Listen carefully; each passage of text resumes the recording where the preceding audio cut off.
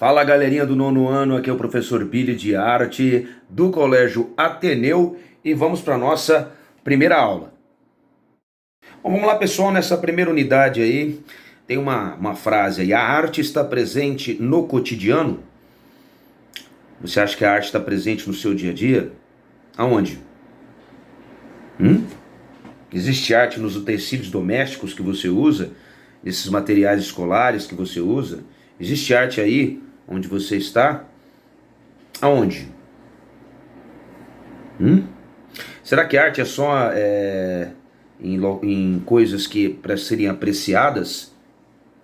Tipo um quadro, uma escultura, uma música? Ou existe arte aí nessa caneta que você usa, nessa cadeira que você talvez esteja sentado, numa mesa, numa janela? E qual que é a diferença desses tipos de artes, né? Será que existe arte na indústria? Será que existe arte nos jogos de videogame que vocês jogam? Será que existe arte, sei lá. Pensa comigo. A arte está em todo lugar? Aonde que não existe arte, então? Então a gente vai levantar essas questões para vocês. E para iniciar esse nosso debate, vamos dar uma olhadinha nessa imagem aí, ó. Tá? Essa imagem é um detalhe, né, de uma obra chamada Impressio Librorum. Impressio Librorum é o nome dessa obra de arte, que é que chama-se, a tradução é impressão de livros. Tá? Chapa 4, porque é uma série de 20 gravuras como essa, tá?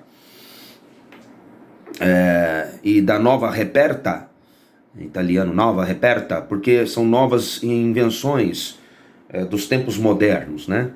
Essas 20 gravuras foram feitas aí em meados de 1580 até 1605 e foram feitas por Theodor Gale, mais famoso como Dirk, que foi um gravador da Bélgica, né? Filho do famoso, que já era famoso, o pai dele, Philippe Gale, que já fazia esse tipo de trabalho, tá? Que o Dirk faz, de produzir gravuras de antigos mestres da pintura, tá?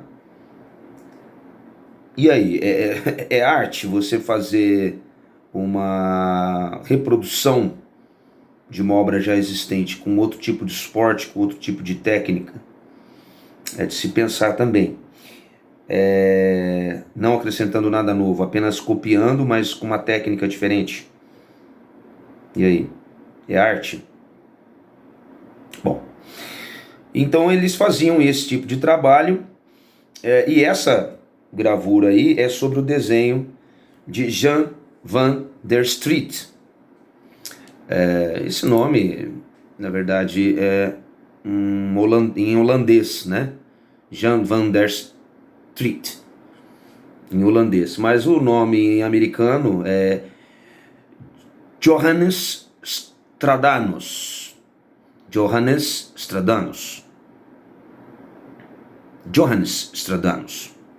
Pode dizer assim. E tem italiano também, Giovanni Stradano. Tá? Então, mas enfim. Chame da maneira que você achar melhor. Mas foi um artista aí do século XVI, adepto do maneirismo, né? Maneirismo, que foi um estilo um estilo e um movimento artístico, podemos dizer assim, que se desenvolveu na Europa aproximadamente entre 1515 e 1600, com uma revisão dos valores clássicos e naturalistas prestigiados pelo humanismo renascentista, né? E cristalizados na alta renascença. Mas isso aí a gente depois, não é o nosso caso aqui, é só para vocês se situarem sobre esta obra aí, tá? E esta obra de arte está hoje no Museu Britânico de Londres, tá? tá? Então retrata aí uma gráfica, né?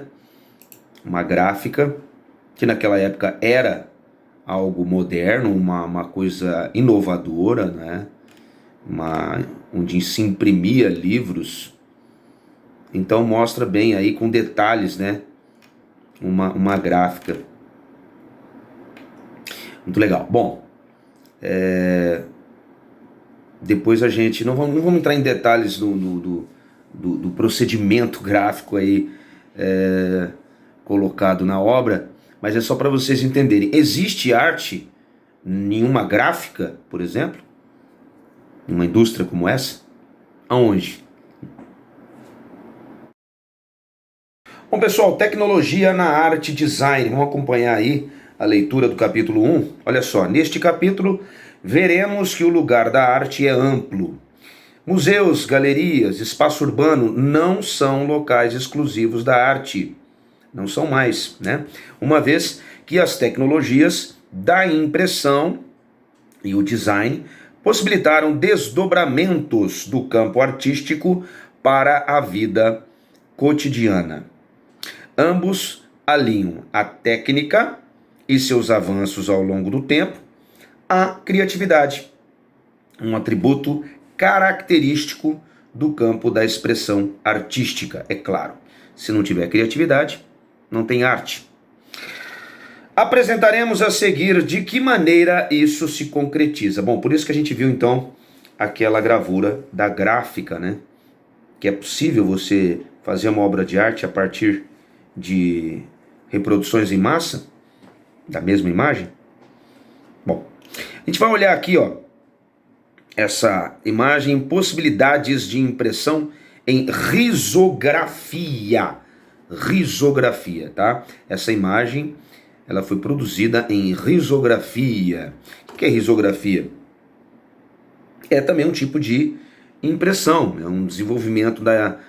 Vem depois dos mimeógrafos. Não sei se vocês não vão lembrar, mas na minha época, década de 70, 80, nas escolas tinham muitos mimeógrafos. Já mimeografei muita coisa, já trabalhei com esse tipo de material, tá?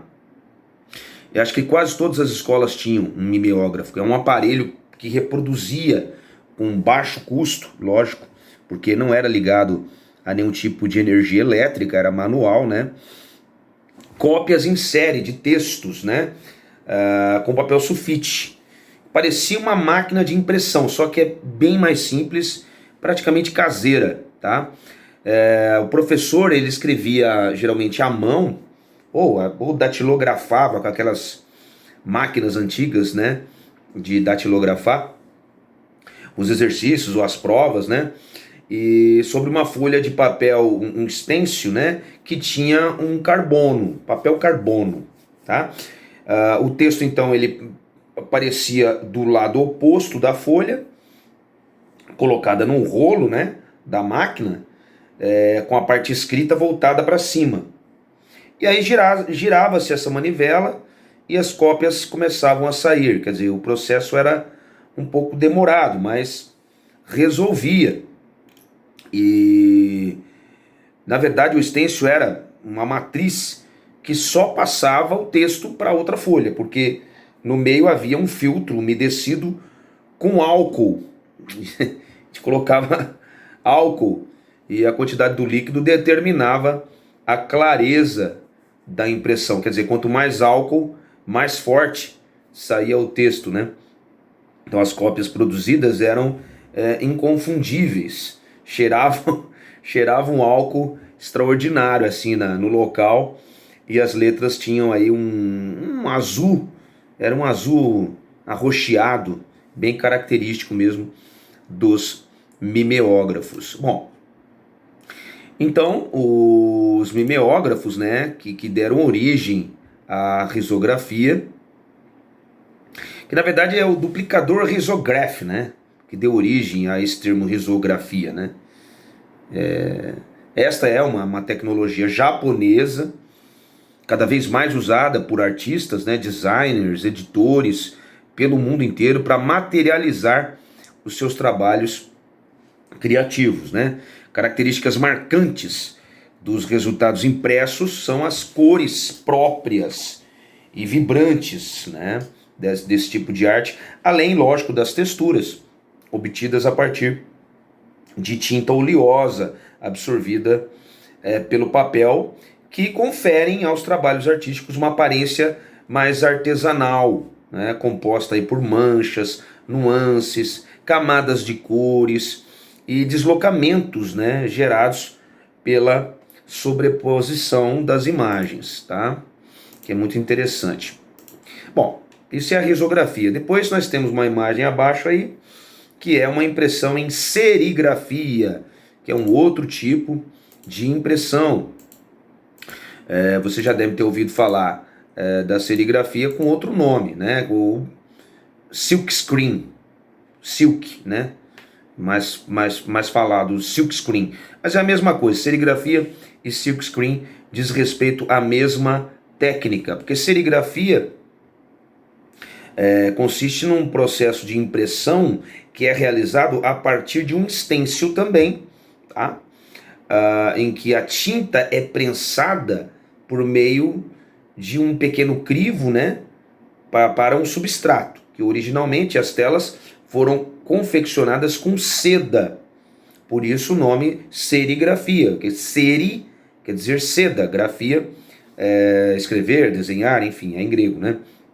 E silk screen também tem mais ou menos a mesma ideia, porque silk também quer dizer seda, screen é tela, né, em inglês, então é a mesma coisa. Então serigrafia é utilizada principalmente para a impressão de artigos hoje, como camisetas, né, canecas, cartazes, enfim. E além disso, essa técnica ela é bastante versátil e possibilita aí a gente obter diversos tipos de resultados, né? Esse processo de silk screen, ele consiste na vazão da tinta através da pressão de um puxador, né? Ou de um rolo, que tudo por meio de uma tela de seda, né? Preparada anteriormente, lógico, né? Sendo assim, a matriz, a serigrafia, a tela, né?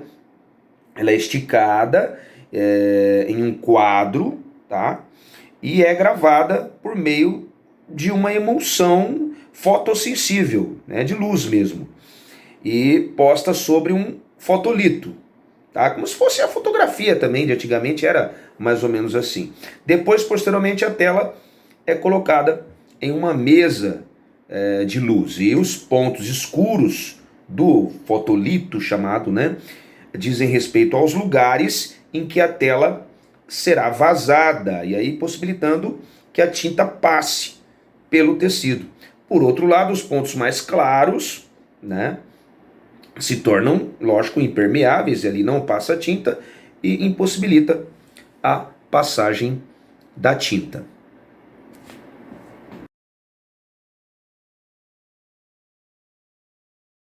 E é isso aí, pessoal. Por hoje é só. Anotem as dúvidas que na aula presencial a gente conversa sobre elas. Valeu!